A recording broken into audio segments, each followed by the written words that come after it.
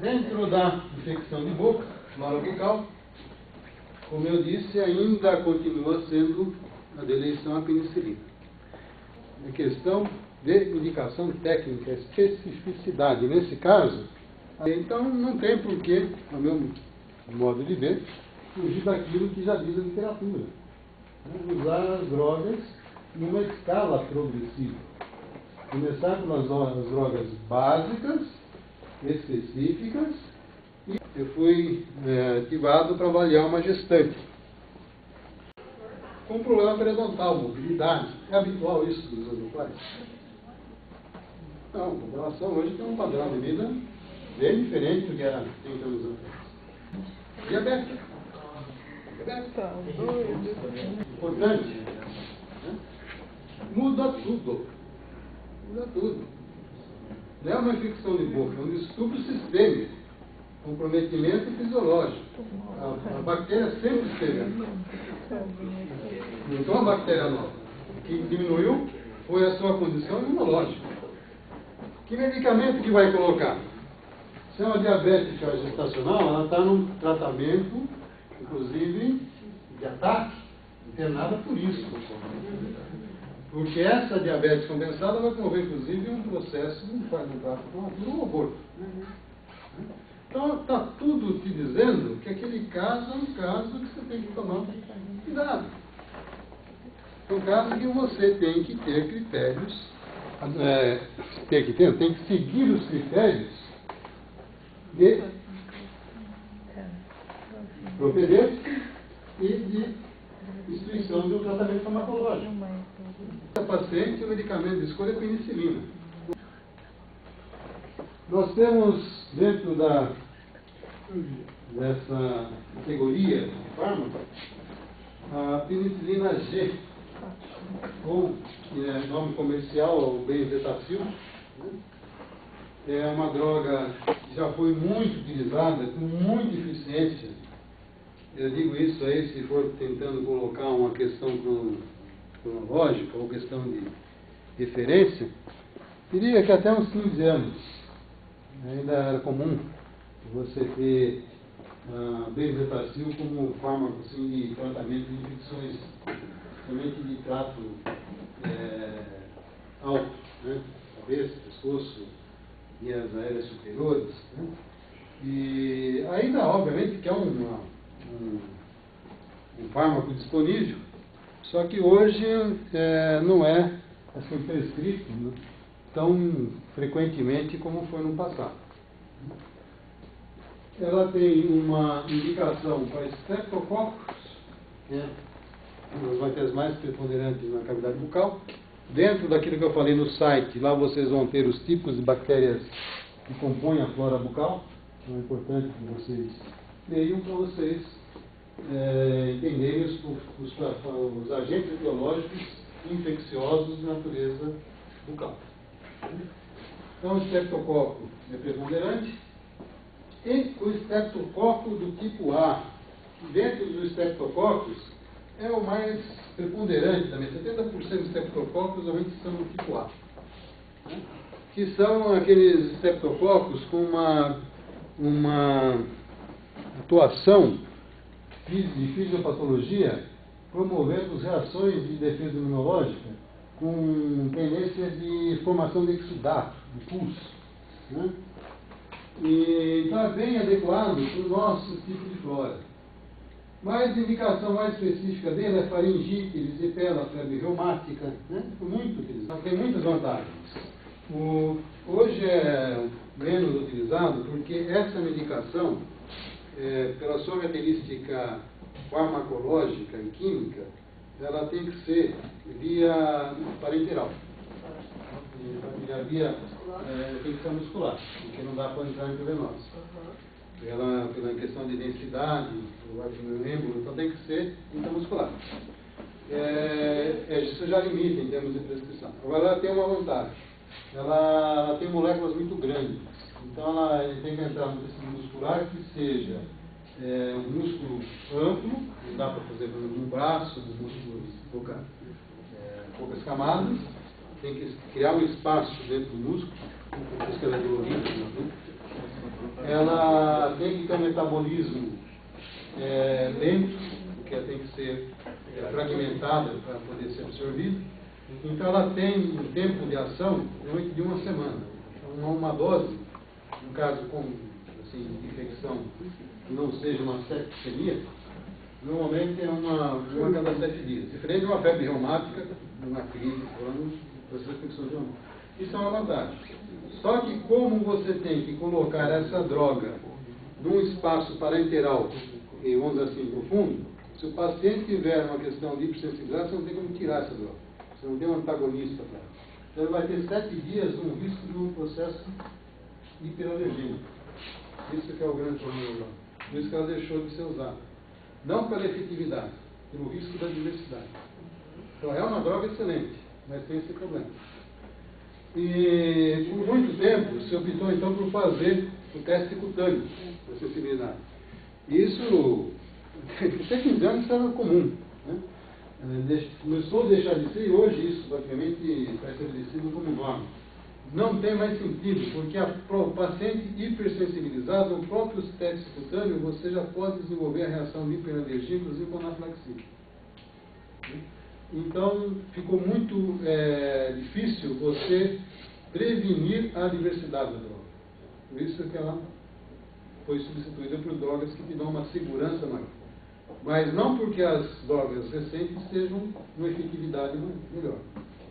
Pode até ser que sim, mas não foi esse o critério que levou a não eliminá-la da primeira escolha.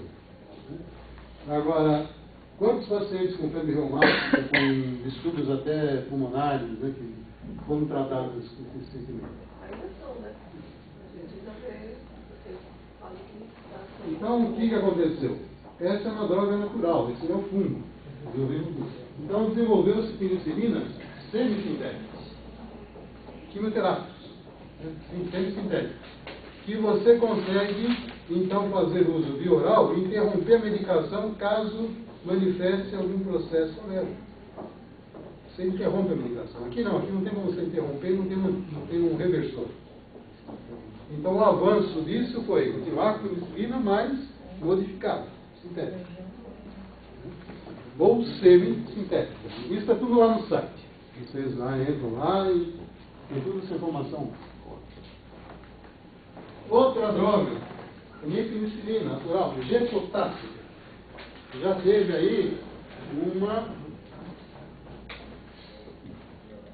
especificidade com algumas outras questões que foram de importância. Quando teve aquele ataque do 11 de setembro, por exemplo, vocês perceberam aquele medo generalizado, aquela situação de descontrole, aquela questão de pavor. E começaram a ter os casos da contaminação por antrax nos Estados Unidos, que eles mandavam uma carta contaminada com pó. Né?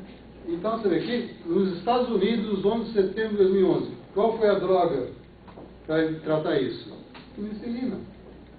As drogas, elas têm características químicas, bioquímicas, né? E que promovem especificidade. Então, nesse caso, a genotáxica, taquitinonices, uma droga excelente. Hoje nós temos outras drogas com essa especificidade. Mas até então, pericardite, se você quer fazer uma prevenção de uma endocardite bacteriana, olha, e a G-procaína. E tem uma especificidade, se for analisar assim, mais voltada para os tecidos aí da mucosa bucal. Com muitos quadros de guna, onde vai entrar o quê? Germes, preponderantemente anaeróbicos. Né? Ou anaeróbicos facultativos.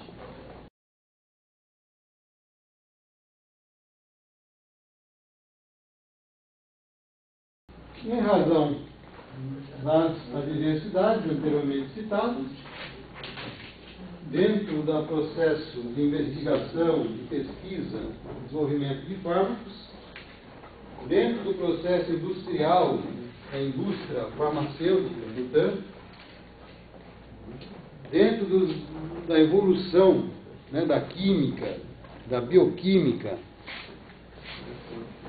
houve a possibilidade de fazer a penicilina de forma semissintética e a penicilina sintética. Obviamente, se isso foi fruto de projetos científicos e farmacêuticos, essas drogas vieram diminuir as adversidades. Então, olha aí, foi desenvolvida a nossa amoxicilina, ainda hoje muito utilizada, muitos bons resultados. O PNV oral foi uma droga também muito boa, na minha época a gente usou muito o PNV oral nas infecções já de uma agressividade um pouco maior. Né? Ampicilina já tem um espectro maior. E oxacilina, que veio aí ser uma grande ferramenta no arsenal, porque existem bactérias com a possibilidade de inibir a ação da penicilina, que é um grupo beta-lactâmico. Então essa bactéria, ela produz uma enzima, que é a lactamase, que tira a efetividade do antibiótico. Né? E a oxacilina, ela veio justamente como uma grande ferramenta, porque ela é sensível, tem uma grande especificidade para bactérias produtoras dessa enzima beta-lactamase. Né? Então, aquelas infecções que evoluíam de uma maneira não tão adequada, passaram então a ser tratadas com penicilina modificada, que tinha o espectro de ação amplo e uma especificidade ainda para o estafilococcus. Dentro dos derivados sintéticos e semissintéticos, eles conseguiram desenvolver uma droga que ela é compatível com o pH ácido. Então, a partir daí, foi possível você fazer a via de administração via oral. Como foi possível utilizar a via oral, que é uma das vezes mais seguras, portanto é a mais utilizada, você consegue com isso controlar muito os processos adversos, quando eles começam a se manifestar. Né?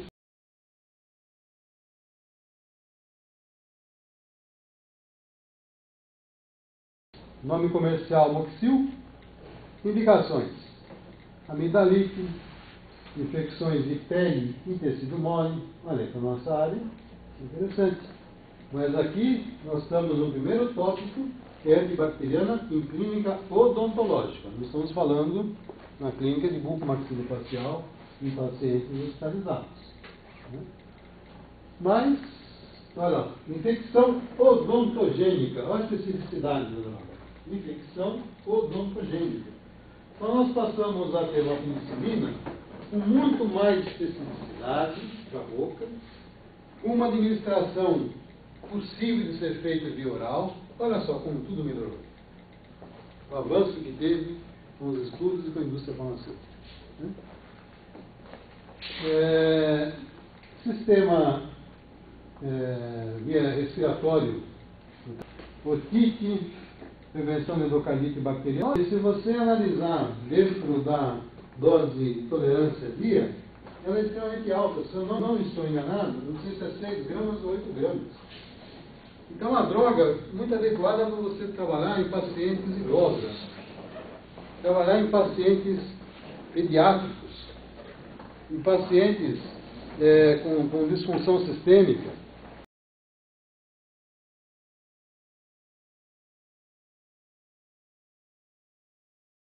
PNV oral, mas ela tem uma potência maior. Então, não é que é uma droga, sabe, que agora não se usa mais amoxicilina, vai ser só PNV oral. Não é isso. Ela não tem todas aquelas características, ela tem especificidade maior. Né? Então, aquilo que se tratava geral, através da amoxicilina, se você tem já um processo com anaeróbico, ela já vai ter uma efetividade melhor. Né? E continuou, que média, prevenção de endocardite, ou já tratamento da endocardite, infecção por estreptococo, que é a bactéria preponderante na boca, o trato respiratório superior, Então você vê que aqui ela já não tem mais uma indicação para pneumopatia. Ficou mais específica, mais ainda. Mais voltada agora para a região de cabeça e boca. Né? Isso, já pega ali o estafilococo em pele de tecido mole. E hoje, obviamente, tem drogas mais específicas para esse tipo de bactéria. O estafilococo, ela é uma bactéria que tem que se tomar muito cuidado com ela. Ela tem um potencial, uma patologia bastante grande. Se ela pegar um ambiente propício, ela tem muita possibilidade de fazer sepse. Então, todo hospital tem um controle de infecção hospitalar. E uma grande preocupação das infecções são as estafilococos pós-operatórios.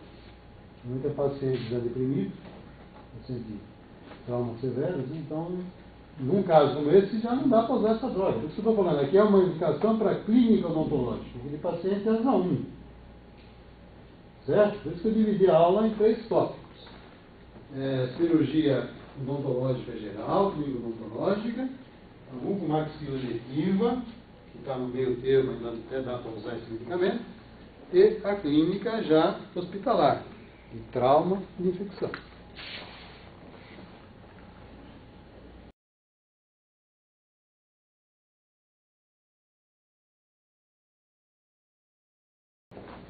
Ampicilina. Já veio com um espectro maior ainda, maior. Né?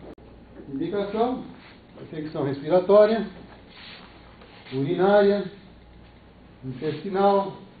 Aumentou o espectro. Ela está sendo ativa já em outras bactérias que nem eram citadas nas apresentações semissintéticas anteriores. Né?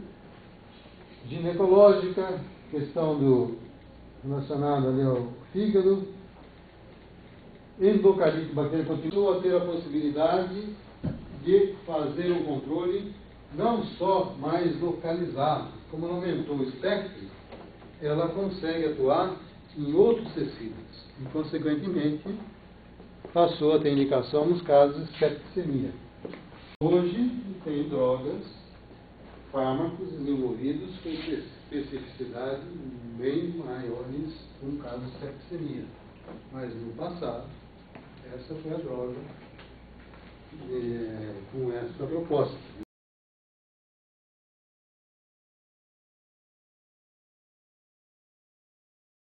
É a oxazicilina,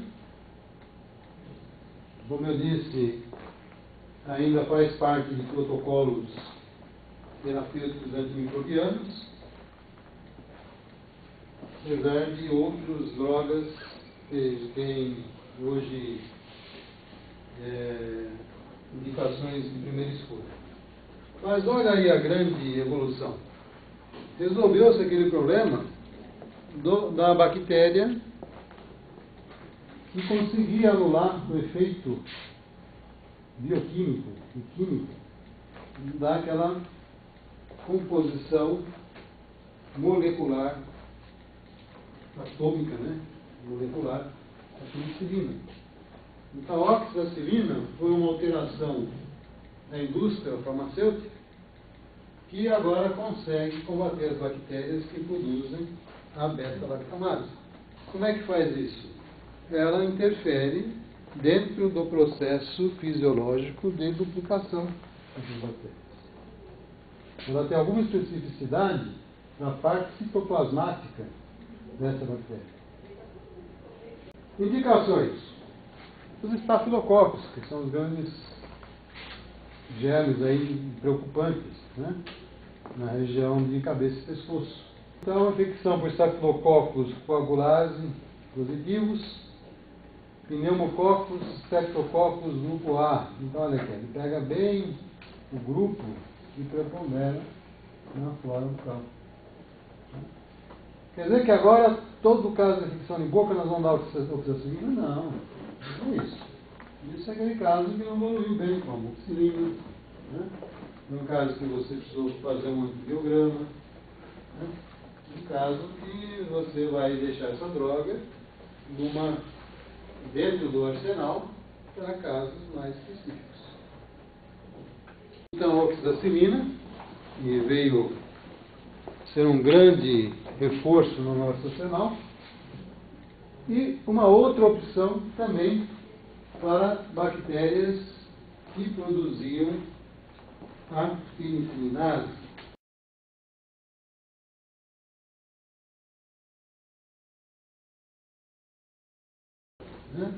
Então, foi uma associação da amoxicilina com ácido clavulânico. O nome comercial, clavulin, que tem mais de uma apresentação farmacêutica. Se tem mais de uma apresentação farmacêutica, isso é muito bom, porque você consegue ter possibilidades de adequar a dose de posologia com maior respeito ao quadro sistêmico do paciente. E nós temos a indicação dessa droga, muita especificidade para infecção odontogênica e orofacial. Aqui nós estamos com uma droga que ela tem uma potência para infecções de boca e também uma efetividade para infecções de pele. Pele, tecido mole, respiratória e urinária. Então, aqui tem drogas agora, são as quinolonas, que têm uma efetividade maior nas questões urinárias. Então, hoje, o urologista não vai estar usando o clavulin. Nós temos ali apresentações em comprimido, onde nós vamos ter 500 gramas de amoxicilina e 125 de clavulin. Uma outra apresentação, 875 de amoxicilina e 125 de clavulin. Poxa, aumentou a potência da droga, mas não aumentou o clavulin? Por quê? Porque o clavulin ele deve ter um nível de adversidade e toxicidade que não permite que a dose seja maior do que essa. Tem todo o estudo farmacológico dentro das reações bioquímicas, reações fisiológicas de tecido. Então não dá para você mandar o paciente tomar 2 clavulin, porque ele vai estar tomando 250 miligramas de clavulin. E isso vai desenvolver o quê? As toxicidades. Então você tem que seguir normas técnicas. Se você não segue normas técnicas, você não é um profissional. Porque se você usou a medicação dentro do que os estudos de desenvolvimento da droga mostraram como seguro e não teve o resultado, não é aumentar a dose da solução, é entender o porquê disso e complementar a terapêutica. Então não é aumentar a dose, é aumentar o raciocínio, é aumentar o entendimento, é ser, portanto, técnico, profissional.